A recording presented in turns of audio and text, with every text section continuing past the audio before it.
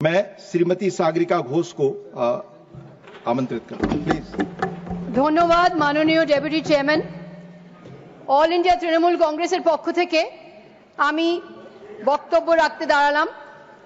শুরুতেই পেহেলগামের গণহত্যায় যারা শিকার হয়েছেন আর যারা সীমান্তবর্তী এলাকায় সীমান্ত পারে গোলাগুলিতে আহত নিহত হয়েছেন তাদের প্রতি গভীর শোক প্রকাশ করতে চাই। সীমান্তবর্তী এলাকায় পুঁচ, রাজৌরি এবং উড়িতে যারা বাস করেন তাদের সবাইকে আমাদের সমবেদনা, আমাদের সহানুভূতি। আমরা জানি যে এই সদনে আমরা যতই তর্ক করি, যতই বা আলোচনা করি, সেই নিরীহ প্রাণ আর ফিরবে না। অপারেশন সিঁদুরের বিষয়ে প্রধানমন্ত্রী নরেন্দ্র মোদী বলেছেন যে আমার শিরায় শিরায় রক্ত নেই, আমার শিরায় শিরায় সিঁদুর বইছে।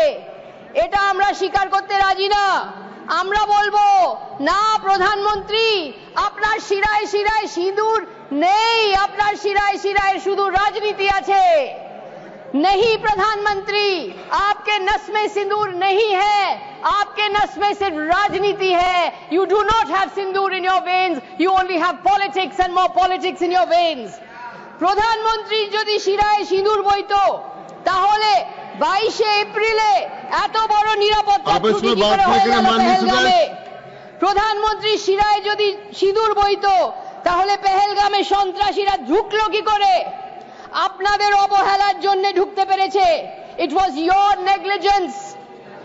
আমাদের জবাবদিহিতার অভাবে, আপনাদের জবাবদিহিতার অভাবে ওরা ঢুকতে পেরেছে। আর আজ অবধি এই নিরাপত্তার ত্রুটির জন্য কাউকে দায়ী করা হয়নি কেন? প্রধানমন্ত্রীর রক্তে যদি সিঁদুর থাকতো তাহলে ইন্ডিয়ান ক্রিকেট টিম পাকিস্তানের সাথে ক্রিকেট কেন খেলবে? কেন্দ্র সরকার বলেছে যে পাকিস্তানকে বিচ্ছিন্ন করা হবে, কিন্তু তাহলে কেন 2025 এর এশিয়া কাপে খেলাতে কেন ইন্ডিয়ান ক্রিকেট টিম পাকিস্তানের সাথে খেলার অনুমতি দেওয়া হয়েছে? কেন কেন এটা বিগ মানি টুর্নামেন্ট? নীতি কোথায়? কূটনীতি কোথায়? না প্রধানমন্ত্রী, আপনার শিরায় সিঁদুর নেই, আপনার শিরায় শুধু রাজনীতি আছে। आपके नस में सिंदूर नहीं है, आपके नस में सिर्फ राजनीति है। প্রধানমন্ত্রী শিরায় যদি সিঁদুর বইতো তাহলে আজ অব্দি প্রধানমন্ত্রী কেন যাননি ওই সীমান্তবর্তী গ্রামে, ওই সীমান্তবর্তী শহরে যেখানে নিরীহ মানুষ আহত হয়েছেন সীমান্ত পারের গলাগুলিতে, যেখানে ছোট ছোট বাচ্চা আহত হয়েছে, যেখানে বাড়ি ভেঙে গেছে, যেখানে স্কুল ধ্বংস হয়ে গেছে, সেই সীমান্তবর্তী গ্রাম আজ অব্দি প্রধানমন্ত্রী যাননি কেন? পুরো পৃথিবী ঘুরছেন প্রধানমন্ত্রী, সীমান্তবর্তী এলাকায় যাচ্ছেন না কেন? সব লিডারদের জড়িয়ে ধরছেন। সীমান্তবর্তী এলাকায় ছোট ছোট বাচ্চা যেগুলো আহত হয়েছে তাদের জড়িয়ে ধরছেন না কেন প্রধানমন্ত্রী? পেহেলগামের হামলার পর সৌদি আরবিয়া থেকে ফিরে প্রধানমন্ত্রী পেহেলগামে গিয়ে সেখানে নিহতদের পরিবারদের সঙ্গে সাক্ষাৎ করে তাদের প্রতি শোক প্রকাশ করেননি কেন?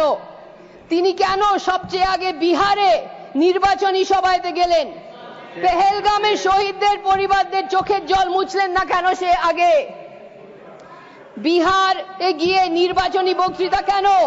মৃত্যুদের নিয়ে রাজনীতি কেন? Why are you playing politics with dead bodies?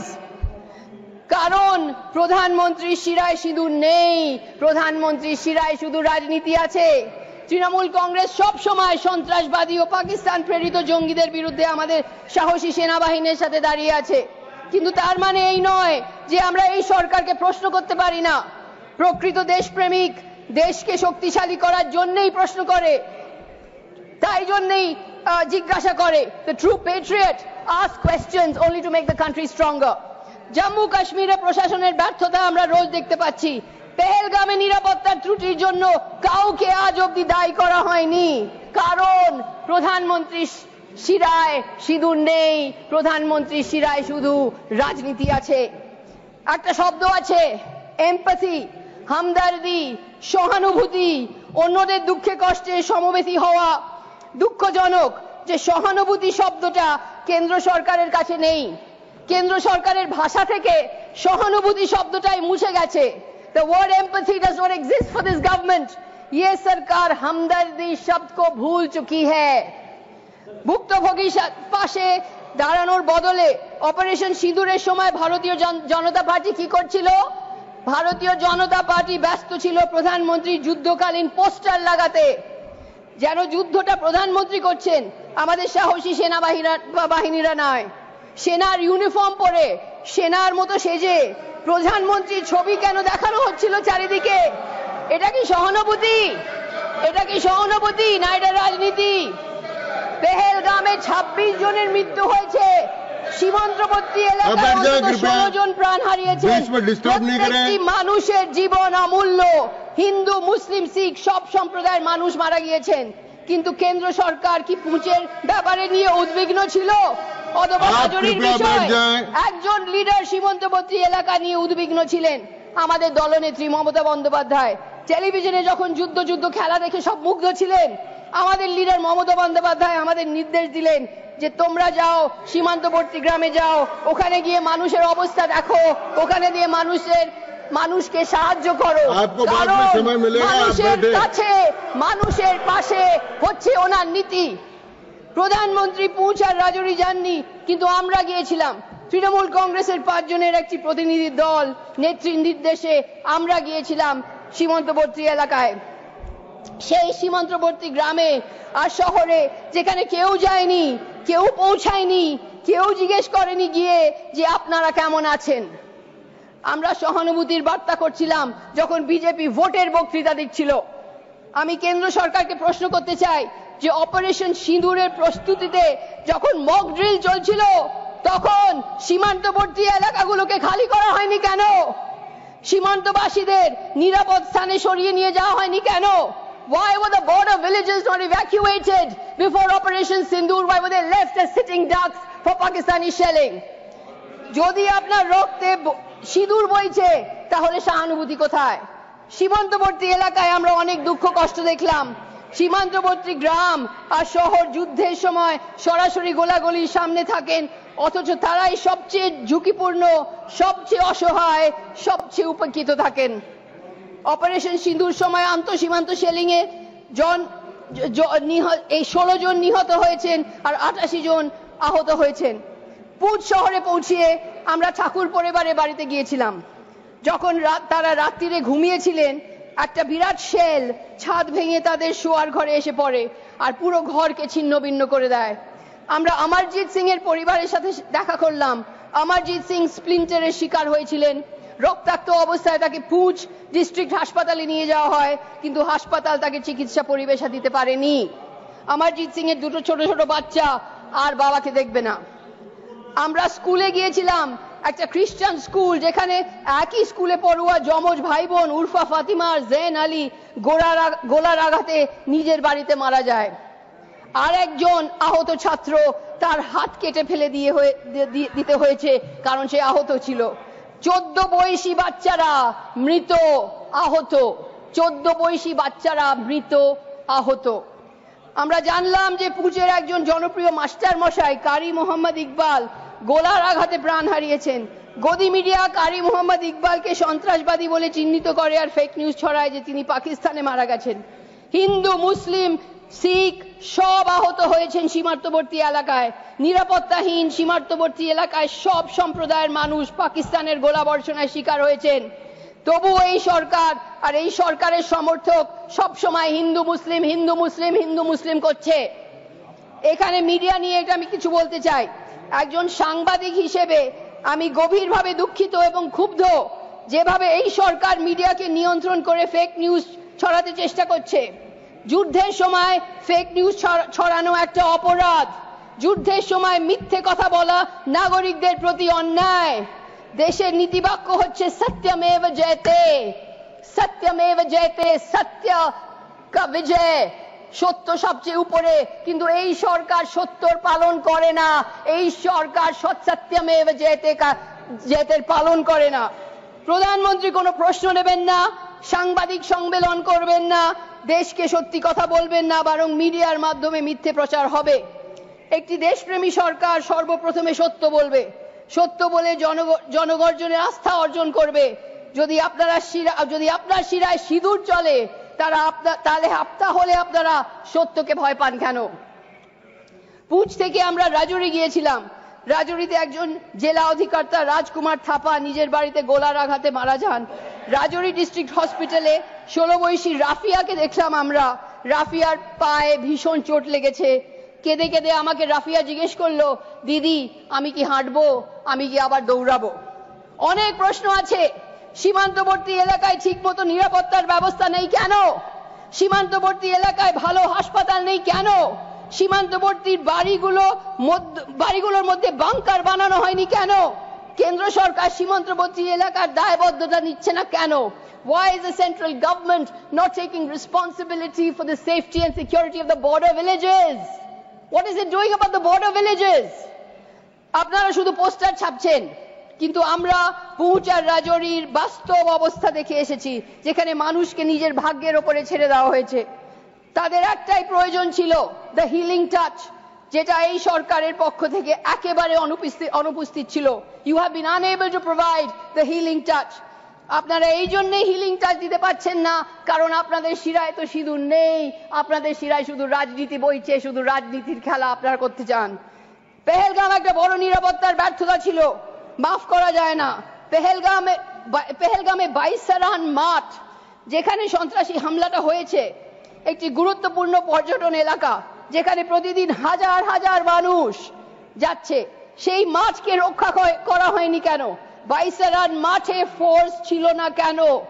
কেন্দ্র সরকার বলেনি, বরং স্বরাষ্ট্রমন্ত্রী সর্বদলীয় বৈঠককে বলেছেন যে প্রশাসনের জানাই ছিল না যে বাইসারান মাঠে পর্যটক রয়েছেন, তারা নাকি পুলিশের অনুমতি ছাড়া ওখানে গিয়েছিলেন।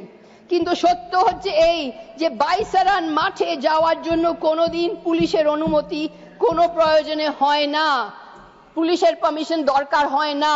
কিন্তু স্বরাষ্ট্রমন্ত্রী বলছেন যে পুলিশের অনুমতি চাই, এটা সত্য না। জবাবদিহিতা কোথায়? দায়বদ্ধতা কোথায়? আরো কত দায়িত্বহীনতা, জবাবদিহির অভাব সম্ভব? Can there be a more shocking and complete abdication of all responsibility and accountability on the part of the central government, which lacks empathy, which lacks accountability, which lacks responsibility, which cannot take responsibility that 26 innocents have died on its watch? কাশ্মীরের নিরাপত্তা সরাসরি কেন্দ্রের অধীনে, এবং এই নিরাপত্তার ভ্রান্তির জন্য সম্পূর্ণ দায়ভার কেন্দ্রের। প্রশ্ন হলো, কতদিন স্বরাষ্ট্রমন্ত্রী দায়িত্বটা এড়িয়ে যাবেন? কাশ্মীরের লেফটেন্যান্ট গভর্নর, যিনি নিজেকে কাশ্মীরের শাসক মনে করেন, পদত্যাগ করার প্রস্তাব দিচ্ছেন না কেন? কাশ্মীর এলজি পদত্যাগ দিচ্ছেন না কেন? স্বরাষ্ট্রমন্ত্রী পদত্যাগ দিচ্ছেন না কেন? Any self-respecting home minister and the lieutenant governor of Kashmir would have resigned by now. কিন্তু কেন্দ্র সরকার সব সময় ভুল প্রচার করে যে কাশ্মীর স্বাভাবিক হয়েছে, কাশ্মীর স্বাভাবিক হয়েছে, কাশ্মীরে সবকিছু স্বাভাবিক। যে কোনো খবর যে এরকম মিথ্যে প্রচার করে কোনো খবর ছিল না যে অসত্য, এরকম অসত্য বলে যে কাশ্মীর স্বাভাবিক বলে, এই জন্যেই জানতেন না যে বাইসারান মাঠে এরকম একটা মস্ত বড় আক্রমণ হবে। প্রশাসন ফেল, গুপ্ত সংস্থা ফেল। কাশ্মীর কি স্বাভাবিক হয়েছে? কাশ্মীর কি স্বাভাবিক? এর জবাব হচ্ছে না, a big no। 2018-তে 228টা সন্ত্রাসী হামলা হয়েছে, 2019-এ 150-র ওপরে সন্ত্রাসী হামলা হয়েছে, 2020-তে 100-র ওপরে সন্ত্রাসী হামলা হয়েছে, 2021-এ 100-র ওপরে সন্ত্রাসী হামলা হয়েছে, 2022-এ 100-র ওপরে সন্ত্রাসী হামলা হয়েছে, 2023-এ 50-এর ওপর সন্ত্রাসী হামলা হয়েছে। ক্রমাগত সন্ত্রাসী হামলা হয়ে যাচ্ছে কাশ্মীরে, আর এদিকে কেন্দ্র সরকার বলছে সব স্বাভাবিক আছে, সব স্বাভাবিক আছে। সেনাবাহিনী মারা যাচ্ছেন, 2018-তে 91 জওয়ান মারা গেছেন, 2019-এ 80 জওয়ান মারা গেছেন, 2020-তে 63 জওয়ান মারা গেছেন। জম্মু অ্যান্ড কাশ্মীর যদি স্বাভাবিক রইতো তাহলে এতগুলো সন্ত্রাসী হামলা হচ্ছে কেন? আর কাশ্মীরি পণ্ডিতরা কাশ্মীর ফেরত যেতে ভয় করছেন কেন? সরকার বারবার বলছেন নয়া কাশ্মীর, হাম নয়া কাশ্মীর বানায়া। আপনারা যদি নয়া কাশ্মীরের কৃতিত্ব চান, তাহলে পেহেলগামে যারা মারা গেছেন তাদের দায়িত্ব আপনাদের নিতে হবে। এই সরকার 2019-এ জম্মু অ্যান্ড কাশ্মীর রাজ্যের স্বায়ত্তশাসন প্রত্যাহার করে দিয়েছে। এই দাবিতে যে এটা করে শান্তি ও সমৃদ্ধি আসবে। ইলেকশনের আগে প্রধানমন্ত্রী প্রতিশ্রুতি করেছিলেন যে জম্মু অ্যান্ড কাশ্মীরকে স্বায়ত্তশাসন ফিরিয়ে দেবেন, কিন্তু এটা এখনো করেননি।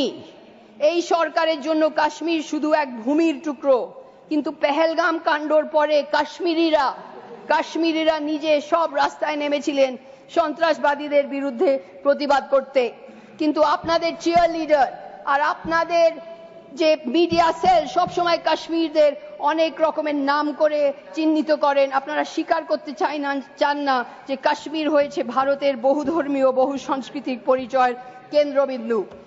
কাশ্মীরে শুধু রাস্তা আর সেতু তৈরি করার ব্যাপার নয়, এটা মানুষের মধ্যে বিশ্বাস আর আস্থা তৈরি করার বিষয়, সম্পর্কের সেতু গড়ে তোলার বিষয়। কিন্তু আপনারা শুধু ডিভাইড এন্ড রুল করেন, হিন্দু মুসলিম করেন। তাই জন্যে আমরা বলি যে প্রধানমন্ত্রী, আপনার শিরায় সিঁদুর নেই, আপনার শিরায় শুধু রাজনীতি আছে। প্রধানমন্ত্রী, आपके नस में सिंदूर नहीं है, आपके नस में सिर्फ রাজনীতি है। ভারত পাকিস্তান যুদ্ধবিরতির হচ্ছে আরেকটি গুরুত্বপূর্ণ বিষয়।